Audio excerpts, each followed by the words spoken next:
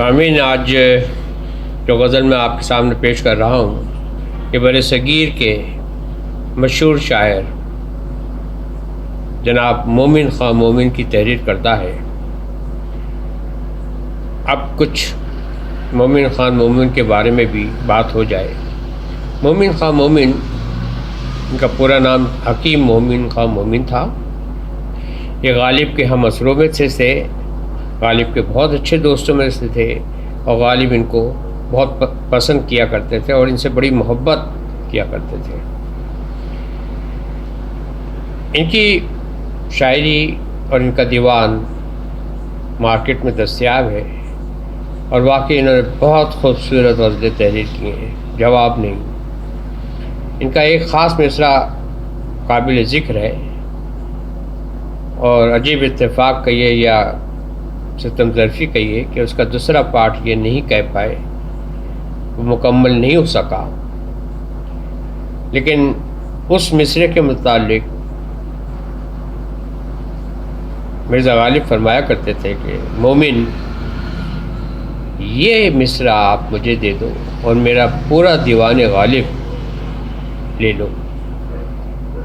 یعنی اس بات سے آپ اندازہ لگا سکتے ہیں کہ غالب کہتے ہیں کہ اس مصرعے کی قیمت میرا پورا دیوان غالب بھی دیں گے، اور وہ مصرع یہ تھا: تم میرے پاس ہوتے ہو گویا، تم میرے پاس ہوتے ہو گویا، جب کوئی دوسرا نہیں ہوتا۔ اچھا، اب جو غزل میں ان کی پیش کر رہا ہوں بہت عام فہم غزل ہے، بڑی آسانی سے سمجھی جا سکتی ہے، اور عام آدمی کی زبان میں کہی گئی ہے۔ ملاحظہ فرمائیے، کبھی وہ جو ہم میں تم میں قرار تھا،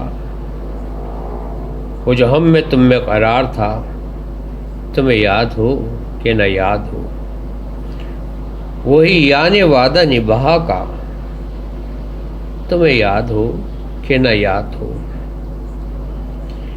وہ نئے گلے وہ شکایتیں، وہ مزے مزے کی حکایتیں، وہ نئے گلے وہ شکایتیں، وہ مزے مزے کی حکایتیں، وہ ہر ایک بات پہ روٹنا، تمہیں یاد ہو کہ نہ یاد ہو، کبھی ہم میں تم میں بھی چاہا تھی، کبھی ہم سے تم سے بھی رہا تھی، کبھی ہم میں تم میں بھی چاہا تھی، کبھی ہم سے تم سے بھی رہا تھی، کبھی ہم بھی تم بھی تھے آشنا، تمہیں یاد ہو کہ نہ یاد ہو، جیسے آپ گنتے تھے آشنا، جسے آپ کہتے تھے باوفا، جسے آپ گنتے تھے آشنا، جسے آپ کہتے تھے باوفا، میں وہی ہوں مومن مبتلا، تمہیں یاد ہو کہ نہ یاد ہو۔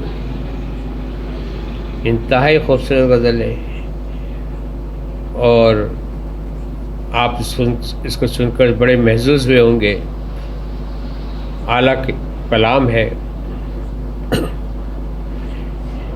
ہمارے ساتھ میں ان کا شمار ہوتا تھا جناب مومن خان مومن کا۔